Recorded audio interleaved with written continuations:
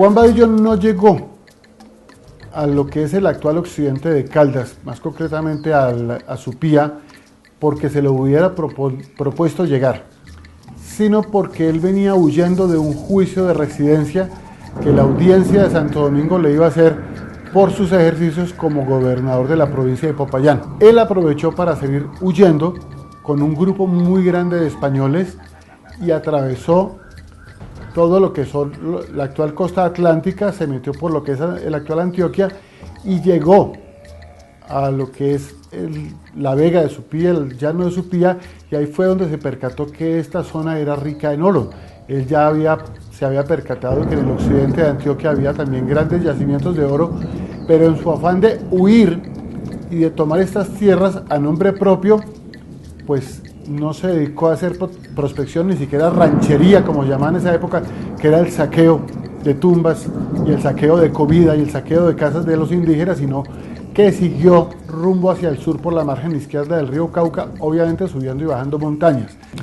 Varios de esos soldados de Vadillo se alistaron en 1539 con la expedición de Jorge Robledo, que salió del pueblo de Viges, unos a caballo por la orilla izquierda del río Cauca y otros en balsas por el mismo río, que es expedición que culmina en las fundaciones de Anserma, Cartago y Santa Fe de Antioquia.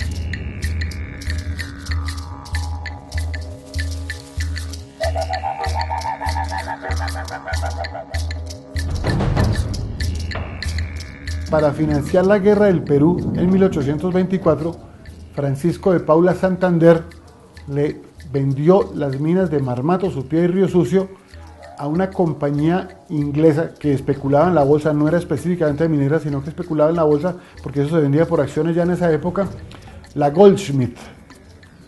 Pero enterados otros competidores, que eran Powell, Illingworth y compañía, ellos se apresuraron a contactar a un metalurgista francés que estaba en ese momento en Bogotá, contratado por el gobierno nacional para hacer prospección minera, Jean-Baptiste Boussangor, y lo contrataron para que viniera a comprar las mejores minas acá a esta zona. Cuando Goldsmith trató de comprar las minas, pues no encontró las que estaban más, compró las que estaban más empobrecidas y se suicidó. Entonces la primera compañía minera fue Mariquita and New Grenada Mining Company.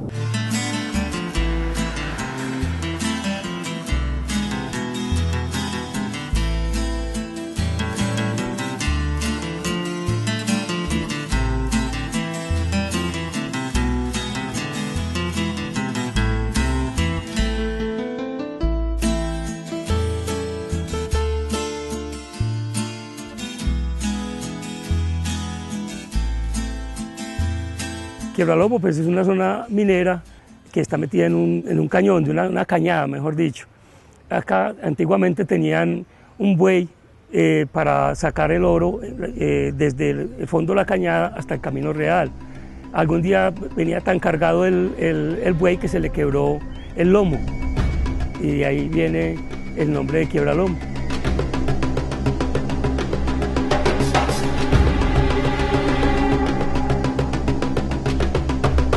Quiebralomo tiene una gran importancia no solamente a nivel local, sino a nivel nacional, porque las principales minas que sostuvieron el virreinato estaban en la región o se sacaban, las minas quedaban en los cerros de Marmato, Quiebralomo y en el llano de Supía. Entonces ese distrito minero que funcionó durante toda la colonia era donde más recursos le entraban al rey, puesto que el rey cobraba lo que llamaba el quinto real. Con lo que digamos ahora son las regalías, inclusive regalías viene del rey, de la parte de las minas que se le da al rey, que es una quinta parte de lo que se sacaba de las minas, pasaba al rey, y eso era un monto bastante considerable, hasta el punto que se entiende que de toda la gobernación de Popayán, o sea, del antiguo Gran Caldas, las minas más importantes y el mayor recurso y el mayor productor de oro eran estas tres, era el distrito compuesto por Quiebralomo, Supía y Marmato.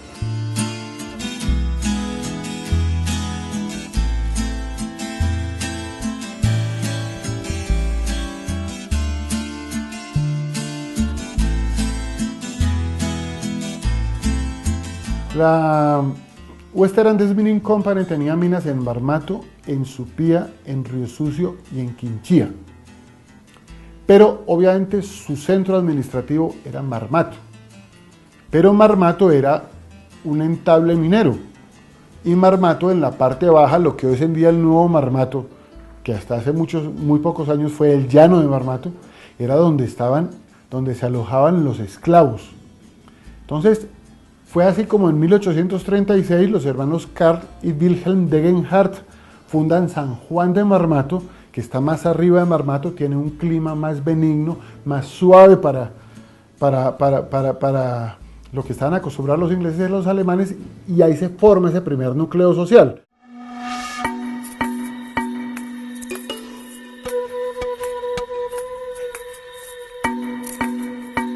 Encuentran esta cuchilla allí, este cerro de Quiebralomo, y lo empiezan a explotar inicialmente con los indígenas de la región. Para ello le hacen la guerra a los indígenas, los someten, y las diferentes comunidades son llevadas a trabajar en la mina bajo un sistema que llamaba la mitad minera. El sistema era terrible. Cuentan de los niños o adolescentes que nunca veían el sol. Entraban cuando todavía no había salido el sol, y volvían a sus casas cuando ya había descendido. Esta forma de explotación produjo el rápido descenso de la población de toda esta región.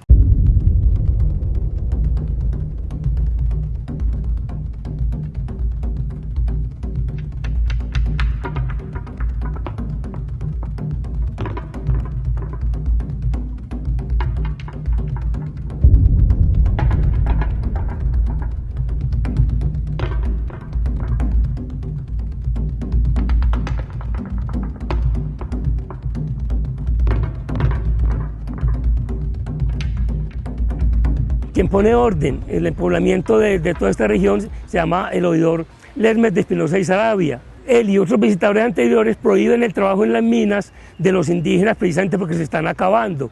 En reemplazo de los indígenas traen negros del África que llegan bajo un sistema de explotación. Entonces la corona española, con tal de proteger, de conservar la vida de los poquitos indígenas que quedan 100 años después de la conquista, toma dos medidas. De un lado, crea pueblos de indígenas y les crea unos resguardos, y de otro, organiza los reales de minas poblados por población negra.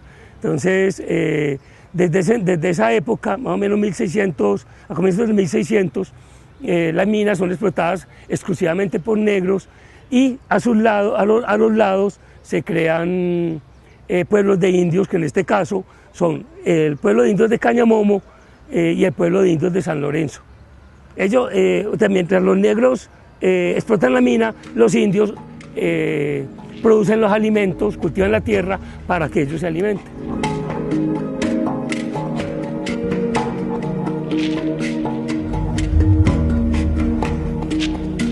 He sido un esclavo, un minero, una víctima de todos.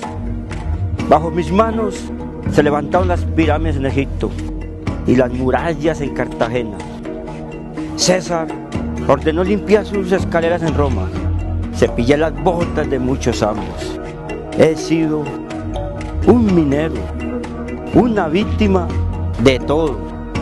En Europa, en América y en mi África.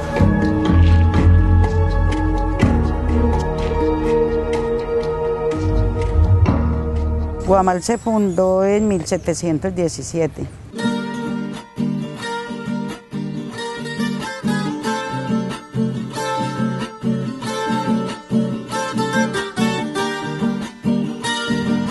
Con una partida de 40 esclavos, los cuales trajeron de Cartagena y los asentaron acá. Desde ese entonces ha existido el único asentamiento a nivel del interior del país, acá en Caldas, en Supía, que es Guamal.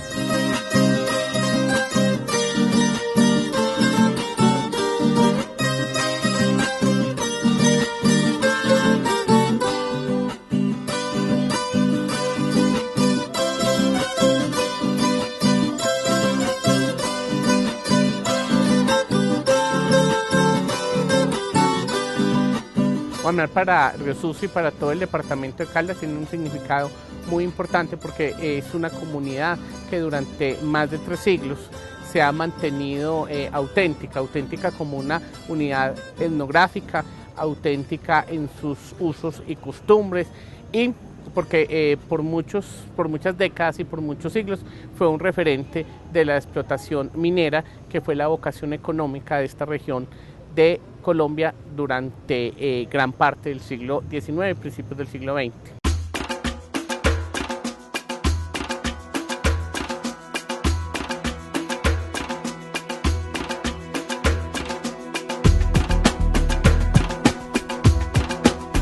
En el siglo XVIII, hacia 1717, la señora Josefa de Borja adquiere una plantilla de 40 esclavos, entre adultos y niños, para explotar las minas que eran de su propiedad y que están localizadas en la región de Supía. Ella instala entonces el campamento minero en la región que hoy actualmente ocupa Guamal.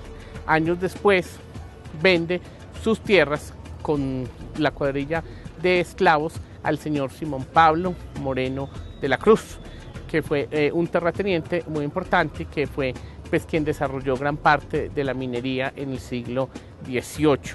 Él, al morir, entonces hereda sus bienes, sus propiedades a sus 2 hijos, a Josefa Moreno de la Cruz y a Sebastián Moreno de la Cruz. La señora Josefa Moreno de la Cruz fue quien impulsó la creación del pueblo de Guamal como tal, de que no fuera solamente el campamento de esclavos, sino que ellos tuvieran un asentamiento.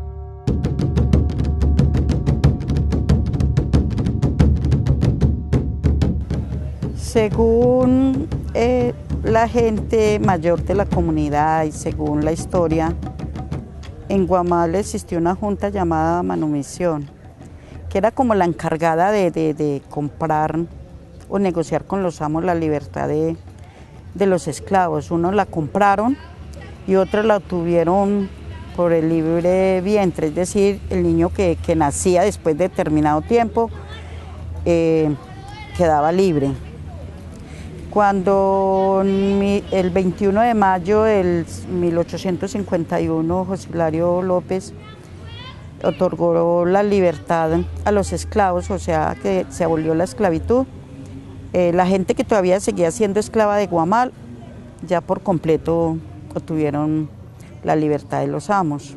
En ese entonces empezó la gente de Guamal a adoptar el apellido Moreno como señal de gratitud hacia los amos, que habían sido quien los había tratado con mayor benevolencia, que les habían heredado sus tierras a la iglesia, a ellos mismos.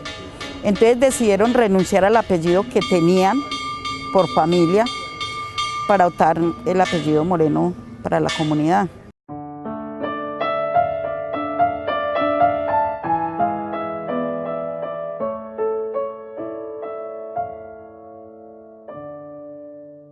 El guamaleño tiene tan enraizado esa cultura por la minería que ellos se meten con la tranquilidad, con la facilidad, con la serenidad y la alegría que siempre ha identificado al guamaleño a meterse en un socavón de esos. Entonces yo considero que o sea, esas formas culturales de vivir, el guamaleño las sigue conservando.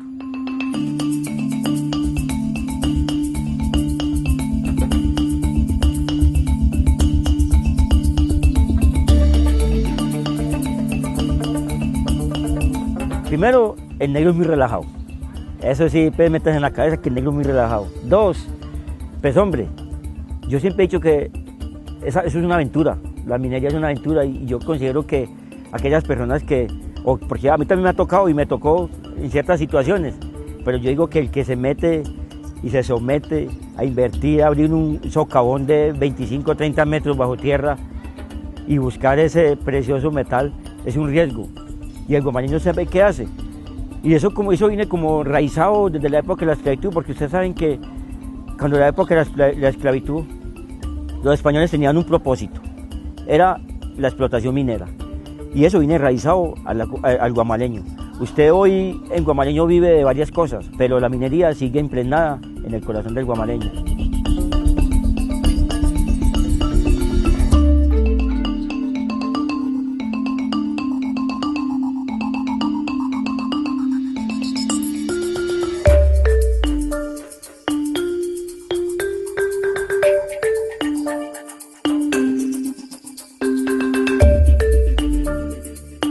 Según contaban los ancestros, en la fiesta de Santa Ana era un mes de parranda para la gente de Guamal. Siempre se le ha realizado el novenario, que se empieza el 18 de julio y termina el 26, que es el día de Santa Ana. Entonces ese mes era dedicado a la parranda, salían de trabajar, hacían las novenas y hacían muestras culturales, se reunían a danzar. Las fiestas de acá se ha realizado desde hace muchos años el Carnaval del Negro. Ahorita se llama Carnaval Negroide, ¿sí? Esas fiestas dieron origen a la fiesta del Carnaval del Diablo. Siempre ha existido conexión de la gente de Guamal con la gente de Río Sucio.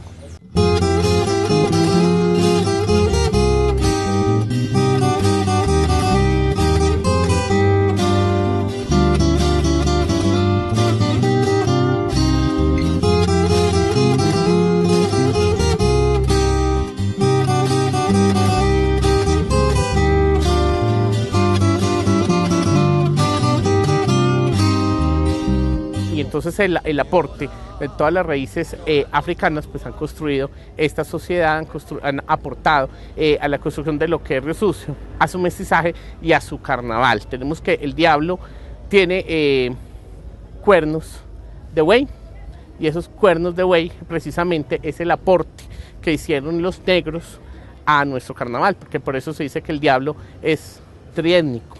Y esa parte de los negros está reflejada en los cuernos del diablo.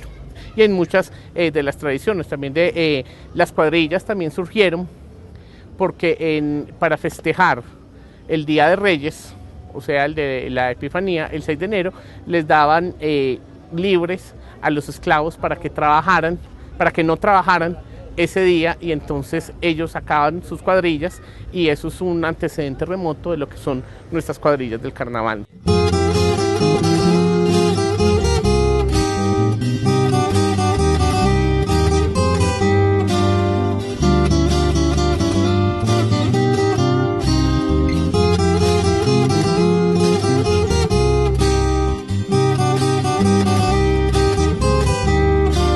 Durante el siglo XVIII ya había dos grandes manifestaciones que dieron génesis al carnaval. Una, que son las cuadrillas a caballo, las contradanzas a caballo, que se mezclan con la danza de la matachinesca de los africanos para dar origen a nuestra cuadrilla de carnaval.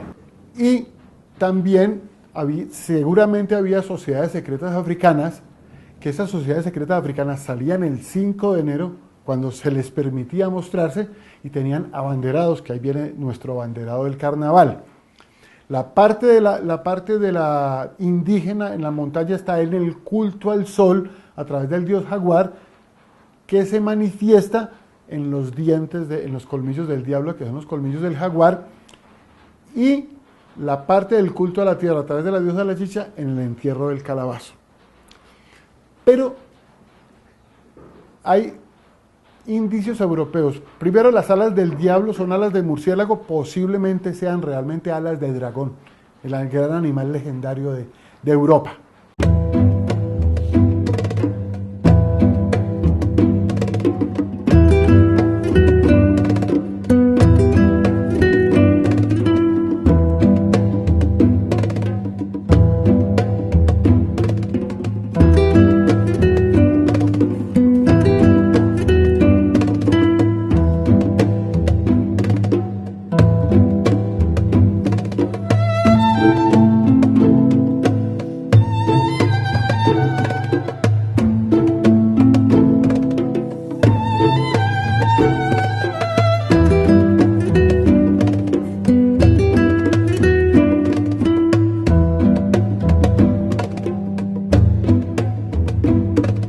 ellos, por el solo hecho de ser extranjeros, y eso es una cosa que nos queda todavía, nosotros los clasificamos en la clase alta.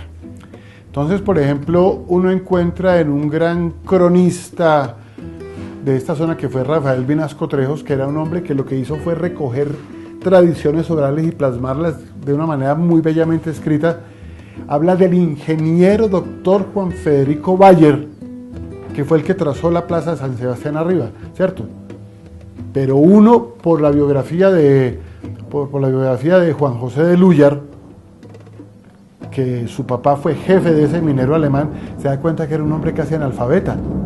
Y yo tengo inclusive el autógrafo de él, una letra muy precaria que no indica una ilustración ni menos una formación en ingeniería. De hecho, parece que sus conocimientos en minería tampoco eran muy profundos, ¿cierto? Entonces, ¿qué pasa? Pero que como eran monos de ojos azules, entonces inmediatamente los ponían en la parte alta de la sociedad. Entonces, eso hizo que no solamente al casarse ellos entre sí, sino que al ganar buenos sueldos y todo eso, pues se establecían en las mejores partes de las poblaciones, y también fueron los primeros que empezaron a enviar los hijos a estudiar a las universidades en estas zonas.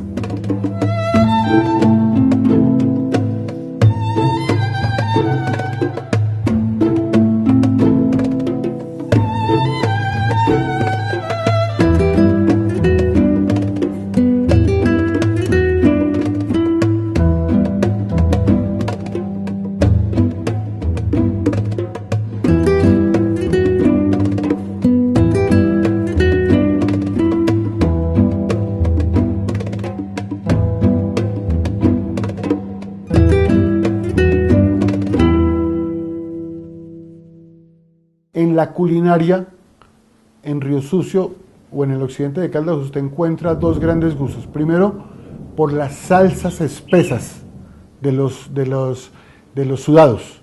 A diferencia de los sudados de otras partes que son un poquito más líquidos, acá es más espeso, es casi como una crema de lo que usted va a comer. Eso es influencia alemana. En segundo lugar, se mezcla el gusto por los sabores fuertes de los ingleses y los alemanes con el inmenso gusto por el ají de los indígenas nuestros. Entonces, eso reafirma el gusto por lo picante, el gusto por las comidas condimentadas. En tercer lugar, el gusto por los dulces.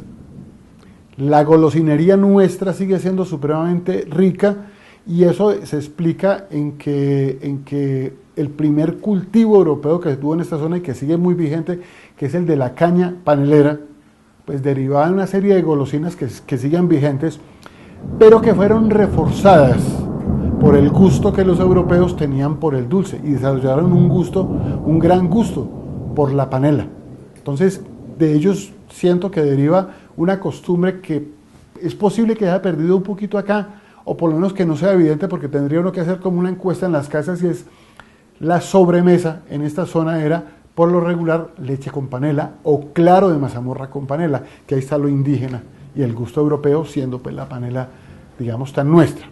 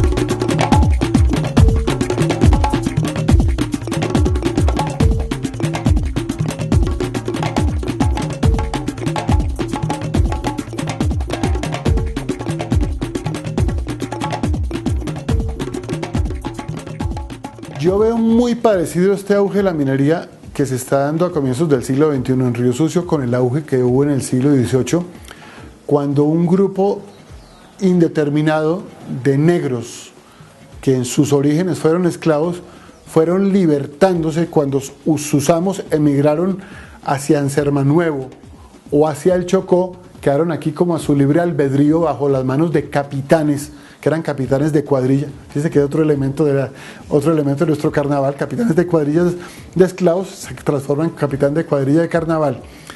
Y ellos fueron, con el oro que sacaban, como no tenían que dar mucha cuenta de él, fueron comprando sus libertades. Entonces fue un núcleo de negros libres, sin mucho gobierno, con mucho desorden social, los que hacen la explotación de las minas de Quiebralomo durante todo el siglo XX.